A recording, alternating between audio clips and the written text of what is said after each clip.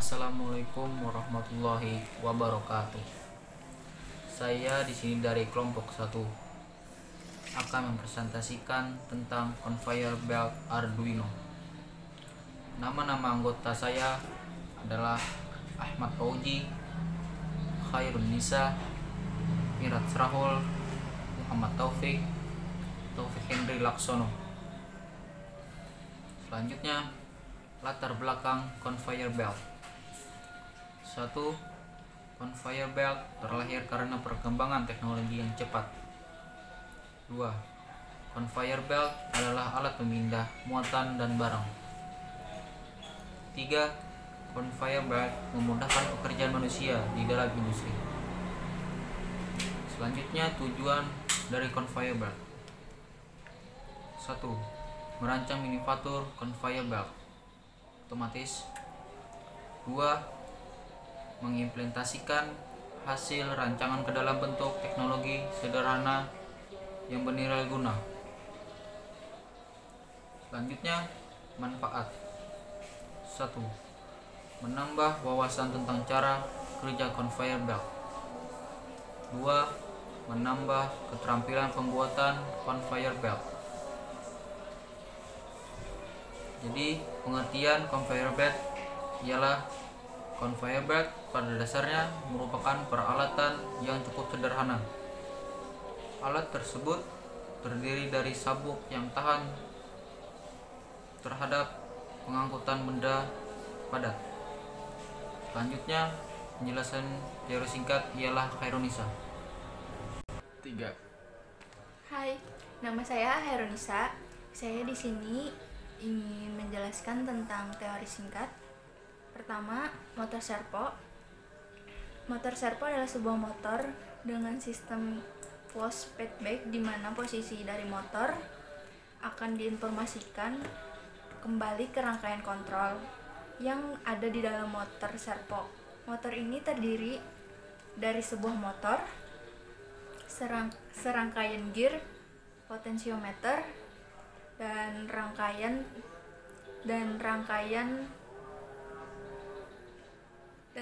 kontrol. Potensiometer berfungsi untuk menentukan batas sudut dari putaran servo. Sedangkan sudut dari sumbu motor servo diatur berdasarkan lebar pulsa yang dikirim melalui kaki sinyal kabel ke motor. Tampak pada gambar dengan pulsa 1,5 ms pada periode selebar 2 ms atau milisecond, maka sudut dari sumbu motor akan berada di posisi tengah. Semakin lebar pulsa off, maka akan semakin besar gerakan sumbu ke arah jarum jam, dan semakin pulsa off, maka akan semakin besar gerakan sumbu ke arah berlawanan dengan jarum jam.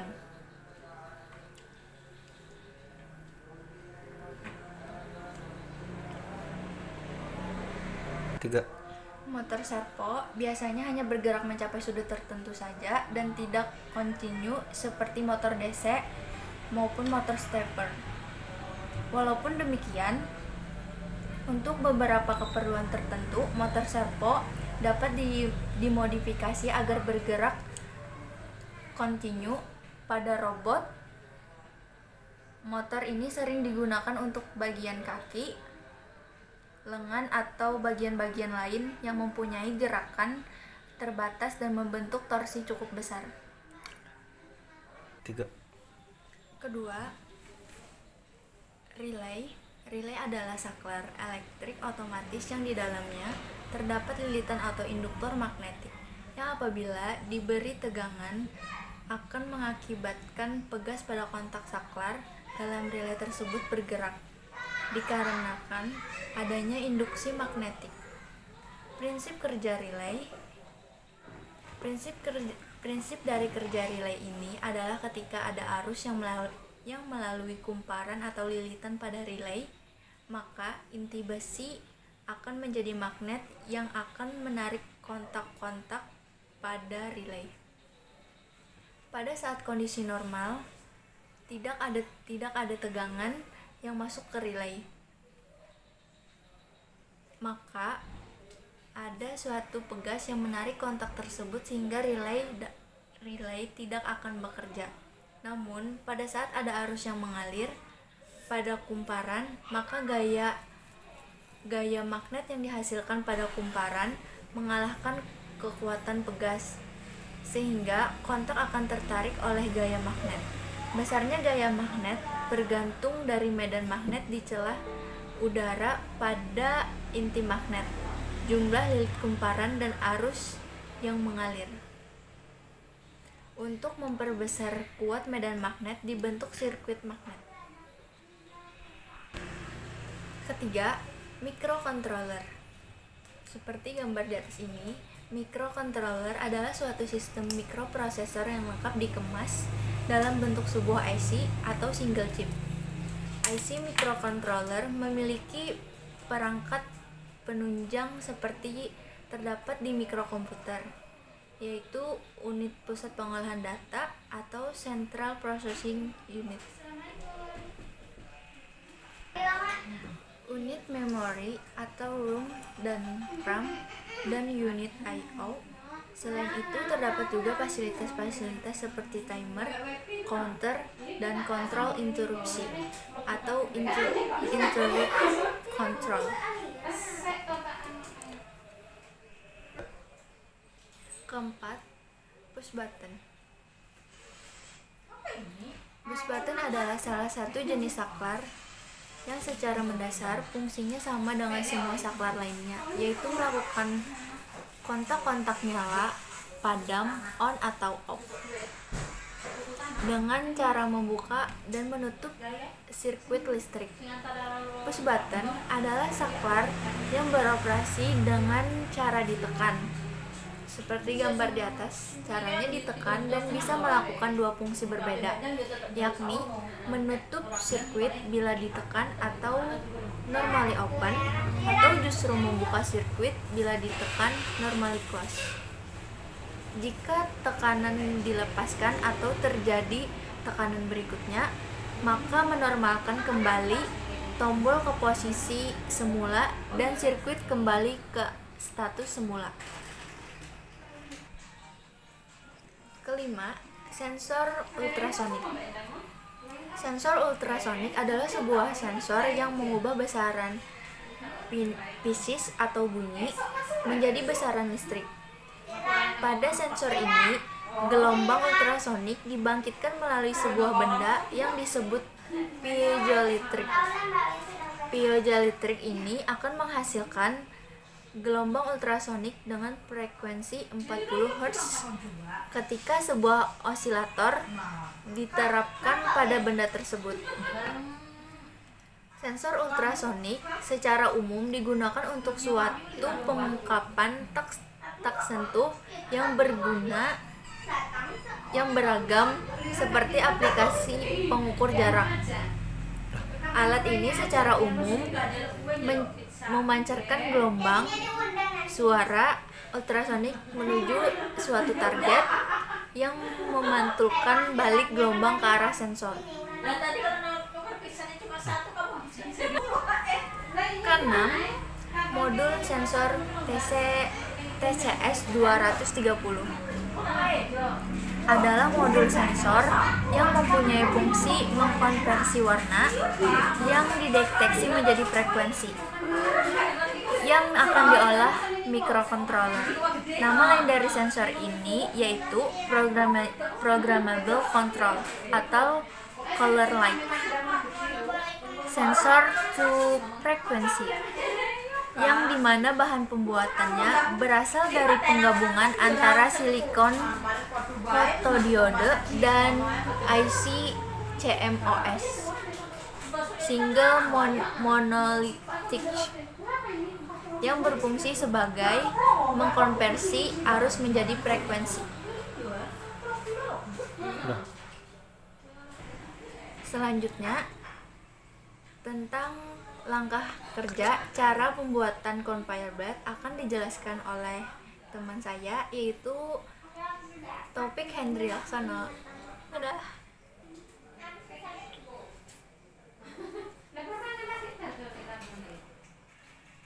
Nah, sekarang adalah saya akan menjelaskan tentang langkah kerja pembuatan conveyor belt Arduino. Pertama, membuat belt conveyor dengan ukuran panjang dan lebar yaitu 2,52 meter x 12 cm. Panjang belt belum disambung. Dan menggunakan bahan amplas. 2. Membuat roller dengan ukuran panjang dan diameter yaitu 14 cm dan 7 cm. Dan menggunakan bahan pipa aluminium. Roller akan dipasangkan pada belt sebelum dirakit pada kerangka dasarnya. 3. Merakit kerangka dasar menggunakan bahan besi siku berlubang. Ukuran kerangka dasar yaitu 1,2 meter dikali 12 cm kali 10 cm. Roller dan belt dirakit pada tahapan ini. 4. Membuat dudukan motor servo pada kerangka dasar. Motor servo akan dipasang di bagian belakang bawah konveyor sebagai penggerak roller dan di bagian tengah konveyor sebagai penggerak separator. 5. Membuat dudukan sensor pada kerangka dasar. Sensor barang akan dipasang di bagian depan konveyor dan sensor warna dipasang 15 cm di depan separator.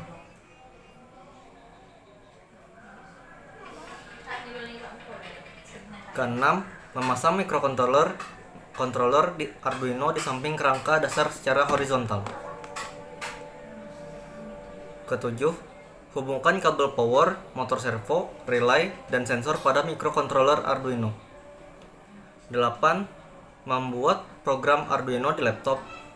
Konveyor di program akan aktif atau menyala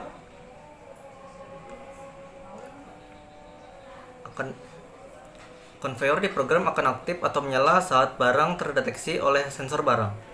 Konveyor berjalan memindahkan barang sehingga sensor warna dapat mendeteksi warna dari barang. Barang berwarna merah akan terus jalan sampai akhir konveyor, sedangkan barang selain berwarna merah akan dibelokkan oleh separator. 9. Program diupload dari laptop ke microcontroller.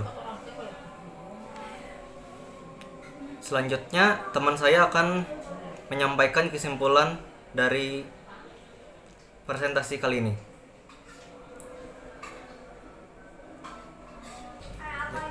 Halo guys, ketemu lagi bersama saya.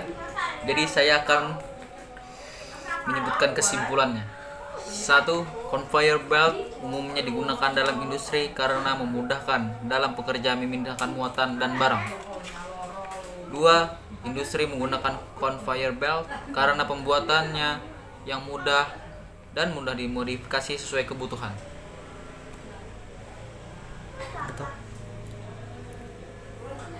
Assalamualaikum warahmatullahi wabarakatuh. Langsung aja kan.